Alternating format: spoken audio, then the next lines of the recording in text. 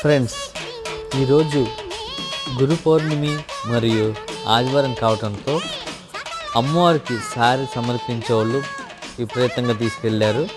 ఈరోజు అధిక సంఖ్యలో అమ్మవారికి సారి తీసుకెళ్ళటం జరిగింది. రోడ్డు ఖాళీ లేదు. మార్నింగ్ నుంచి ఈవినింగ్ వరకు ఆడవాళ్ళు అయితే చిందులు వేస్తూ బాగా హుషారుగా తీసుకెళ్లారు అమ్మవారికి సారే. ఈరోజు శాకాంబరి అవతారం కూడా చివరి రోజు కావడంతో అధిక సంఖ్యలో వచ్చారు భక్తులు. ఈరోజు అమ్మవారి గుడి అసలు ఖాళీ లేదు. దసరాకు వచ్చినట్టు వచ్చారు జనం, చాలా విపరీతంగా ఉన్నారు. ఈరోజు దర్శనానికి మినిమం 3-4 గంటలు పట్టింది.